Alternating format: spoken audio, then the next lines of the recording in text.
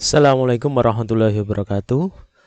Bertemu kembali ya dengan saya Pak Heri pada mata pelajaran fisika. Hari ini kita akan belajar tentang hakikat fisika dan metode ilmiah. Ya, ini adalah materi pertama ya untuk kalian yang masuk di SMA NU 1 Pradenan. Fisika kalau di SMP itu dulu adalah bagian dari mata pelajaran IPA ya. Kalau di SMA nanti dipecah atau dipisah jadi 3 mapel, yaitu fisika, kimia, dan biologi. Kalian jangan punya mindset fisika itu sulit, matematika itu sulit, bahasa Inggris itu sulit ya. Jangan. Kenapa? Kalau kalian dari awal sudah menganggap punya pemahaman kalau fisika itu sulit, mapel ini sulit, maka nanti ke belakang juga akan sulit beneran. Jadi enjoy aja, ikuti aja, jangan berpikir ini pelajaran yang sulit. Oke ya, hakikat fisika dan metode ilmiah. Yang kita pelajari bisa dilihat pada peta konsep ini ya. Jadi hakikat fisika itu fisika dianggap sebagai sebuah ilmu pengetahuan ya, yang di dalamnya ada produk, proses, dan sikap. Diperoleh dari laboratorium. Laboratorium itu tidak harus ruangan yang isinya alat-alat kimia, tidak ya. Lingkungan kita sehari-hari itu adalah laboratorium yang nyata. Jadi tidak harus di ruangan yang terkesan kaku. Jadi laboratorium itu sebenarnya luas. Kemudian proses, jadi dalam mempelajari fisika atau ilmu pengetahuan itu ada prosesnya, ada langkah-langkahnya. Nah, langkah-langkah ini namanya adalah metode ilmiah. Kemudian sikap, seorang yang belajar tentang sains atau ilmu pengetahuan alam itu harus punya sikap ini ya. Jujur, disiplin, bekerja sama, teliti, ingin tahu, objektif, dan tanggung jawab. Kemudian diterapkan, fisika itu banyak diterapkan pada ilmu yang lain ya. Di kehidupan nyata bisa masuk ke telekomunikasi, kedokteran, pertanian, teknologi, dan industri. Nah, jadi fisika itu adalah sains atau ilmu pengetahuan yang mempelajari gejala alam melalui pengamatan, eksperimen, dan analisis. Sains pada hakikatnya merupakan sebuah kumpulan pengetahuan, a body of knowledge, cara atau jalan berpikir, a way of thinking, dan cara untuk penyelidikan, a way of investigating. Itu ya. Jadi dari awal harus punya mindset seperti itu. Fisika itu adalah sebuah ilmu pengetahuan alam. Hakikat fisika. Fisika sebagai produk. Nah, produk yang dimaksud dalam fisika adalah kumpulan pengetahuan berupa fakta, konsep, prinsip, hukum, rumus, teori, dan model. Fisika dianggap sebagai sebuah proses berkaitan dengan cara para ilmuwan untuk memperoleh pengetahuan yang menyusun fisika. Fisika juga sebagai sikap. Setiap langkah dalam proses membutuhkan sikap ilmiah. Jadi harus sifat ilmiah. Kalian sebagai seorang pelajar harus punya sikap ini ya. Sikap ilmiah. Sikap ilmiah itu yang bagaimana? Yang ini. Ingin tahunya tinggi. Rasa percaya. Percaya dengan apa yang dia lihat ya. Kreatif, teliti, objektif, jujur, terbuka, mau bekerja sama, jadi harus bisa berkolaborasi ya. Seorang peneliti itu seorang fisikawan dan mau mendengarkan pendapat orang lain. Jadi tidak hanya mendapatkan ilmu dari satu sumber saja, dia bisa berkolaborasi.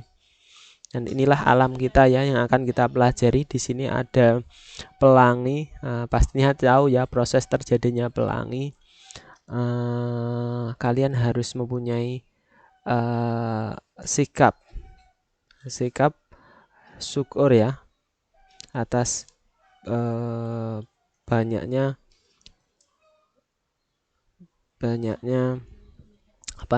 kanugrahan yang diberikan oleh Tuhan kepada kita. Luar biasa alam kita. Kemudian masuk ke cabang-cabang ilmu fisika ya. Jadi di fisika itu terbagi jadi dua, fisika klasik dan fisika kuantum. Fisika kuantum. Fisika klasik itu membahas tentang ini yang bisa dilihat, mekanika, bunyi, termodinamika, listrik magnet dan optik masih bisa dinalar, maksudnya bisa dibuktikan dengan panca indera ya. Sedangkan untuk kuantum itu sudah sangat kecil, pembahasannya sangat kecil. Kalau ini bersifat makro ya, kalau di sini bersifat mikro, sangat kecil. Oke, ini tidak semua, masih ada ilmu yang lain ya. Kalian bisa cari di media lain. Nah, di sini yang menjadi fokus kita adalah sebuah metode ilmiah. Jadi metode ilmiah harus punya syarat sebelum kita melakukannya. Objektif, artinya pengetahuan sesuai dengan objeknya atau didukung fakta empiris. Ya, ini objektif ya, harusnya F. Metodik, artinya pengetahuan itu diperoleh dengan menggunakan cara-cara tertentu. Nah, ini metodik ini nanti arahnya ke metode ilmiah. Sistematik, terstruktur ya, sesuai dengan aturan yang berlaku. Nah, berkaitan saling menjelaskan, seluruh merupakan kesatuan yang utuh dan berlaku umum. Artinya pengetahuan itu tidak hanya diamati oleh seseorang atau beberapa orang, tapi berlaku untuk semua orang. Ya, ini sebuah gambar metode ilmiah menjadi seorang ilmuwan. Tapi kalian jangan hanya menganggap metode ilmiah itu hanya orang yang ada di dalam lab menggunakan jas putih seperti ini. Penelitian itu tidak hanya terbatas pada lab, banyak sekali penelitian yang bisa kalian lakukan. Nah, bagaimana langkah-langkahnya? Tadi kan ada syaratnya harus sistematis ya, sistematis dan metodik. Nah, itu artinya harus menggunakan langkah-langkah seperti ini ya. Kalian misalkan dari posisi 0 di sini harus melangkah dari titik 1, 2, 3, 4, 5. Jadi tidak bisa 0 langsung 5, harus urut. Lah urutnya ini disebut dengan langkah-langkah metode ilmiah. Yang pertama adalah melakukan pengamatan atau observasi. Melakukan pengamatan atau observasi. Maksudnya bagaimana? Jadi langkah awal yang harus dilakukan dalam sebuah penelitian adalah melakukan pengamatan atau observasi untuk menemukan masalah. Jadi mencari masalah ya. Kenapa misalkan hari-hari ini kok suhunya sangat dingin? Nah, itu sebuah masalah. Air sebagai zat cair merupakan salah satu sumber pemanfaatan energi untuk pembangkit listrik yang karakteristiknya perlu diketahui agar tepat guna. Contohnya seperti itu ya. Yang kedua adalah merumuskan masalah. Masalah. Contohnya bagaimana? Bagaimana hubungan antara suhu zat cair dengan lama pemanasan zat cair tersebut? Nah, kalau ada air dimasak ya, dipanasi di atas kompor, apa hubungannya suhu air itu dengan lamanya memanaskan? Itu bisa. Contohnya seperti itu. Yang ketiga adalah mengumpulkan data atau informasi. Informasi atau data dapat diperoleh dari literatur, buku ya, atau informasi yang ada di internet yang sesuai dan mendukung teori dalam penelitian.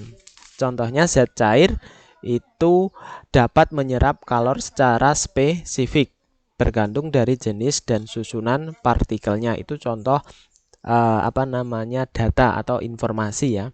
Jadi bisa kalian cari di internet. Yang keempat adalah membuat hipotesis. Hipotesis merupakan jawaban sementara atau dugaan sementara tentang masalah yang diselidiki.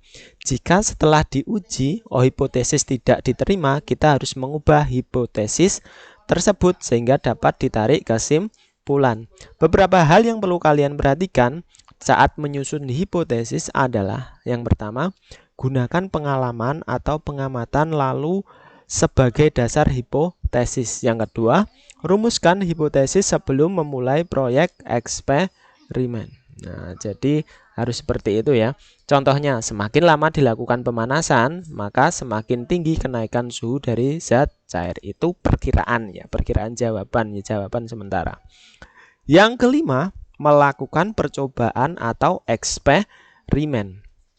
Nah, maksudnya bagaimana? Ya kalian praktek ya, di praktek yang misalkan tadi memanaskan air, dicoba dipanaskan 1 menit sama 2 menit, apa yang terjadi bedanya? Nah, itu namanya melakukan percobaan. Yang keenam adalah menganalisis data.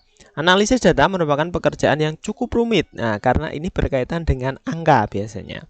Data dapat disajikan dalam bentuk tabel, metrik, dan grafik. Data yang diperoleh dapat dianalisis secara statistik dan non-statistik. Tampilan data dapat berupa grafik, histogram, gambar, maupun skema.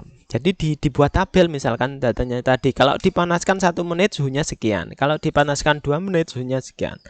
Nah, itu akan menghasilkan analisis data yang bagus ya. Kemudian yang terakhir adalah menarik kesimpulan. Dari langkah-langkah yang dilakukan, maka hasilnya itu akan kelihatan apa hubungan antara lama pemanasan dengan suhu air. Nah, gitu ya. Itu adalah langkah-langkah metode ilmiah. Selain itu, kita akan belajar bagaimana menjaga diri saat praktikum atau keselamatan kerja.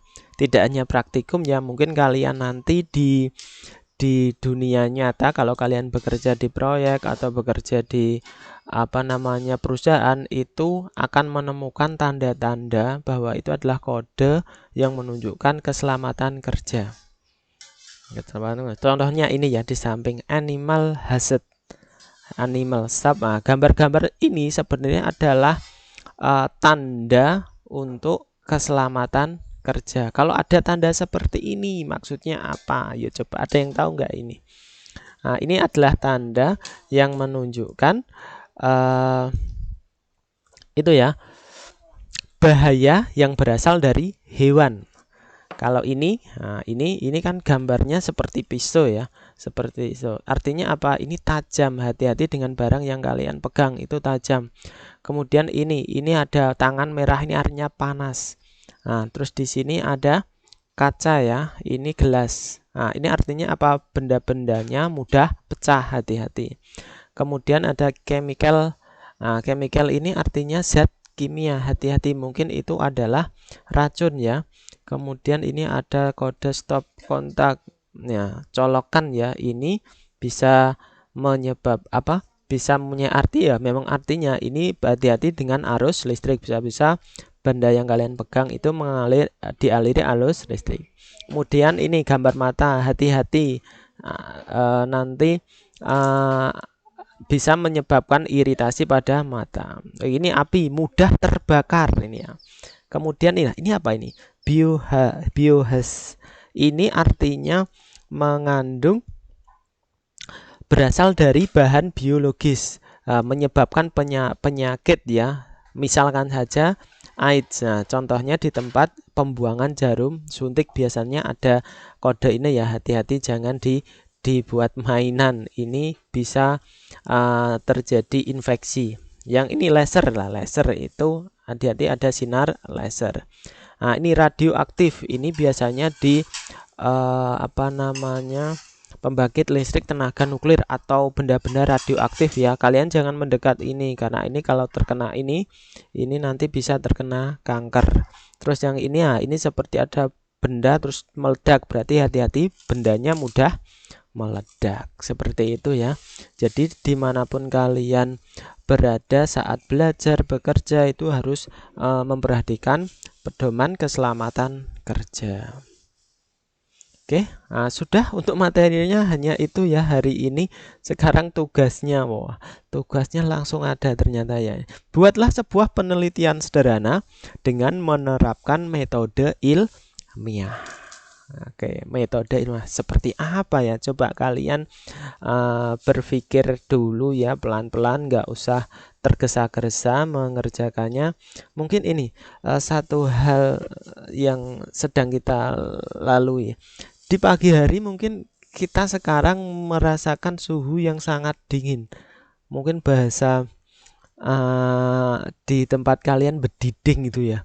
Lah itu sebabnya kenapa? Coba kalian teliti ya.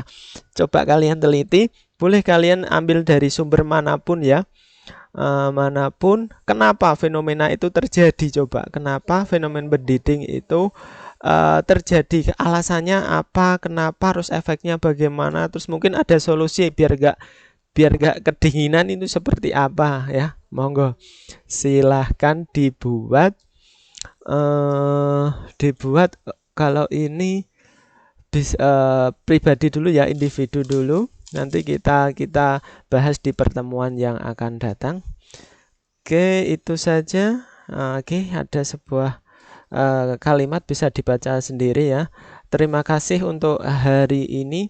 Tetap jaga kebersihan, tetap jaga kesehatan. Semoga kita selalu selamat di masa pandemi ini ya. Semoga kita sehat selalu dan kita bisa bertatap muka seperti dahulu kala sehingga pembelajaran lebih efektif. Sampai di sini, semoga apa yang saya sampaikan bermanfaat. Saya akhiri. Assalamualaikum warahmatullahi wabarakatuh.